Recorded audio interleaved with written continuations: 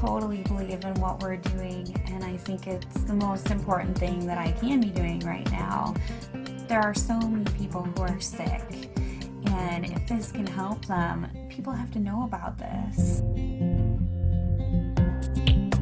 It's fantastic that I get to share this with my family, that we're doing this together, and that we both feel so passionately about it. She was on over 40 different medicines. She had been on methotrexate and Plaquenil, one of those which nearly destroyed her vision.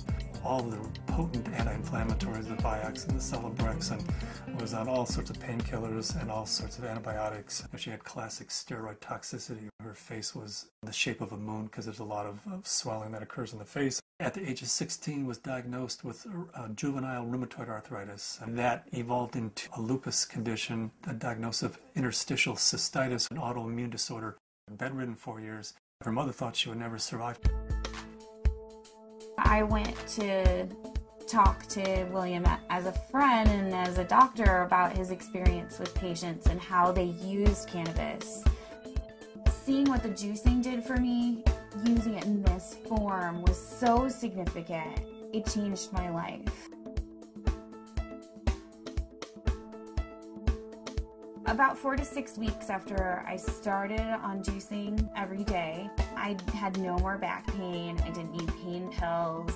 I felt the best I ever had. A lot of people think cannabis and pot are not medicine. I had stumbled on an article in Scientific American, December 2004.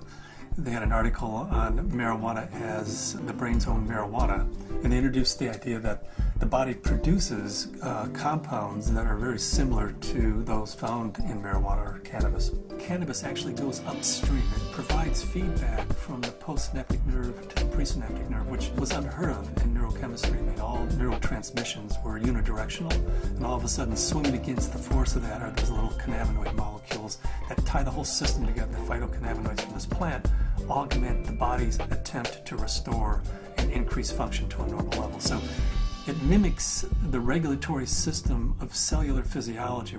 And recently the Food and Drug Administration has approved of CBD, which is a cannabinoid like THC, one of 80 cannabinoids. The federal patent compares vitamin C, vitamin E, and CBD, or cannabidiol. CBD turns out to be more potent than either of those two.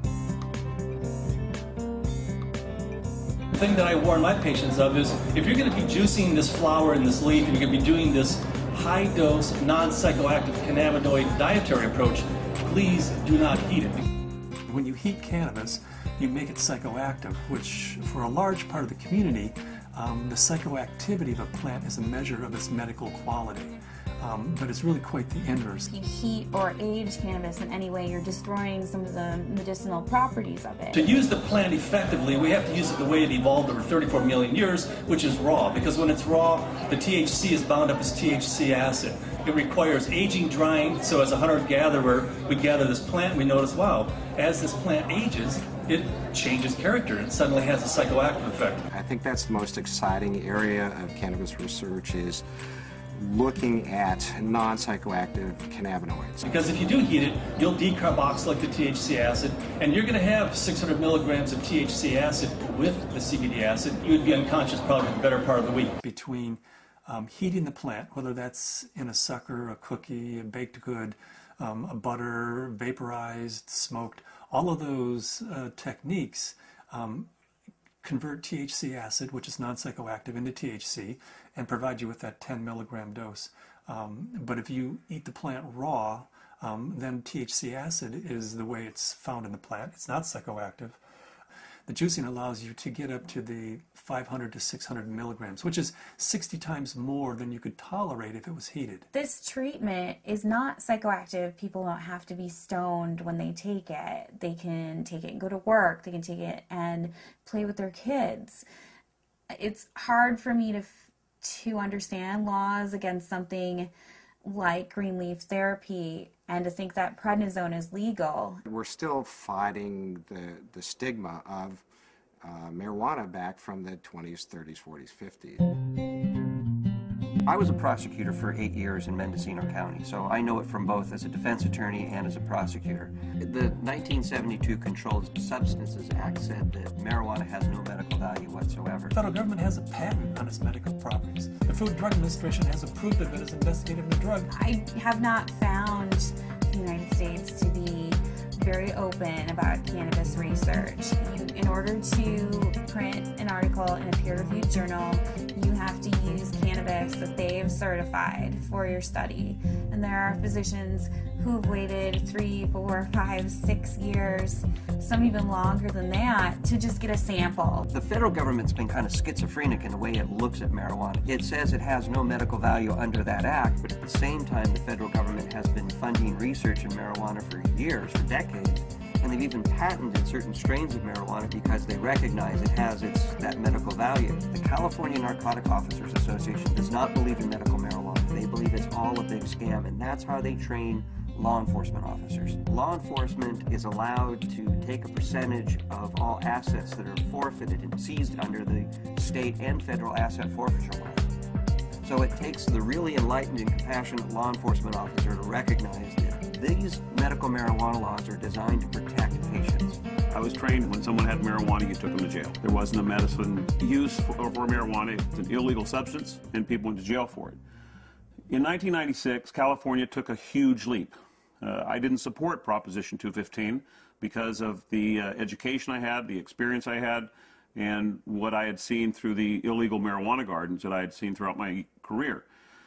Since 1996, I have changed my opinion somewhat. I believe there is a very clear medicinal use for marijuana. That being said, I believe that there are a large percentage of people who use marijuana as an excuse to either make profits or for recreational.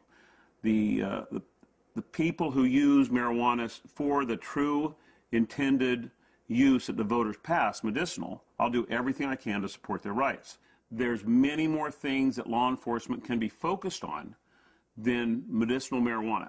And I don't want to give the impression at all that I support people who are growing marijuana for medical purposes 364 days of the year, and then one day a year they make a big sale for a couple $100,000, and they're a commercial seller that one day of the year.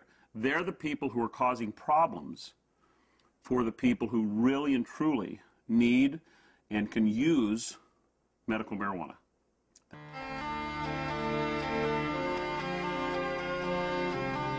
Terrifying, to be told as a parent that your child does have a tumor in her brain. It took 24 hours in the operating room. They gave us a 10% chance of survival with treatment. The Oakland Children's Hospital, where they called me and they said they had a baby who they were discharging home. This baby had completed all treatment that would be useful for it, had a brain tumor,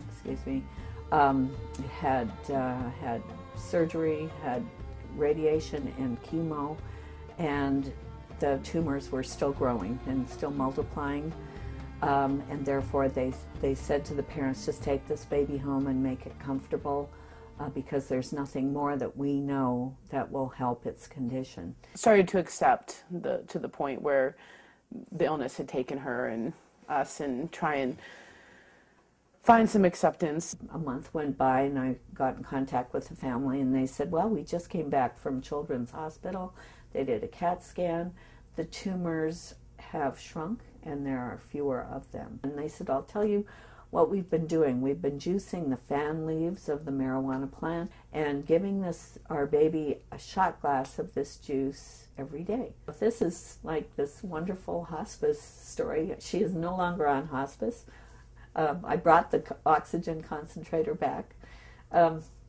It's just one of those wonderful success stories. The plant is a pretty amazing plant because it appears that the juice of this plant is saving this baby's life. Here we have something that can really change people's lives.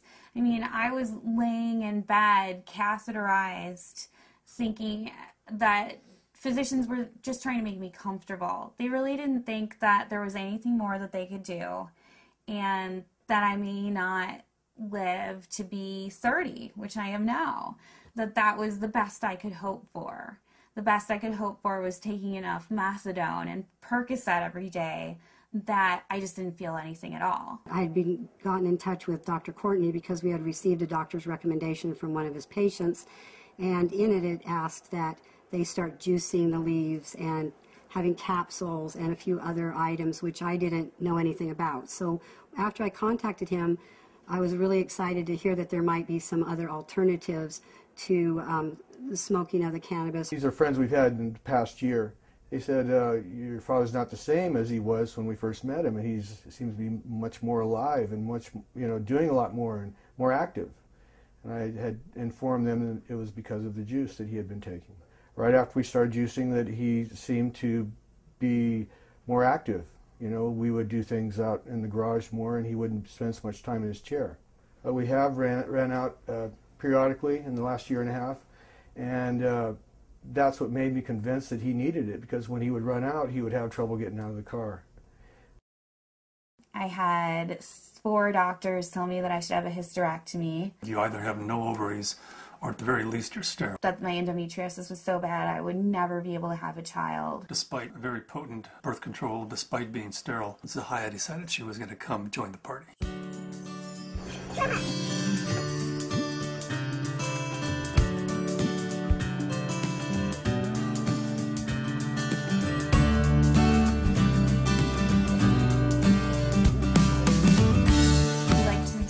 Ourselves by being extremely scientific, and people know that if they're going to come to us, they're going to have to go through a lot of hoops, but they're also going to get the most up-to-date scientific knowledge on this subject, and they're going to see a physician who's an expert in the field of non-psychoactive cannabinoids, and there are plenty of people that want that and are looking for that.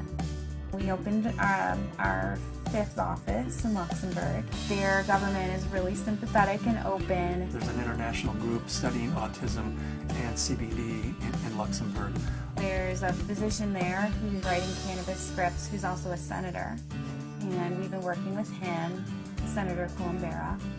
The government may be actually funding experiments in a research center using cannabis, in large part because of Dr. Courtney's work with non-psychoactive cannabinoids and Senator Columbera's work with cancer patients. There are now facilities for testing plants, and there's been more progress made in the last 5 to 6 months. A new strain in from Spain called Cannatonic, 6.9% CBD. That's a 700% increase over Northern Lights, which is our previous high producer. I would like to find strains that have all of the cannabinoids present in an amount that's useful. I'd like to produce strains that are adapted to environment. In Luxembourg, we're producing thousands and thousands and pounds of seed, to raise the money to give away, a half a pound of seed, because if that person grows an acre of cannabis and feeds their family the proteins and the fatty acids, incredible food source, an incredible preventative medicine source, and an incredible therapeutic source, and at the same time, they're sucking 5 times as much CO2 out of the environment as an acre of trees. First, we have to change Convention Treaty Number 1, which was the convention that the UN put out in 1961 that says cannabis as a crime should be, if you have it, if you grow it, if it's in your possession, you should be in prison. That dogma has dominated the world right now. They're asking for input from the World Health Organization. I'm in the process of writing a letter stating that this is a dietary essential. It's not a criminal thing, because we have to change that treaty before we can go into Central and South America and say, you grow yourself an acre of this plant, feed your family, prevent illnesses. So Cannabis International kind of legalizing the plant globally, giving it back to people as a food source, prevent illness is so much better than waiting until you have diseases. With my own experience and all the patients that I've spoken to, I believe that it's not an isolated incident, that this is the best medication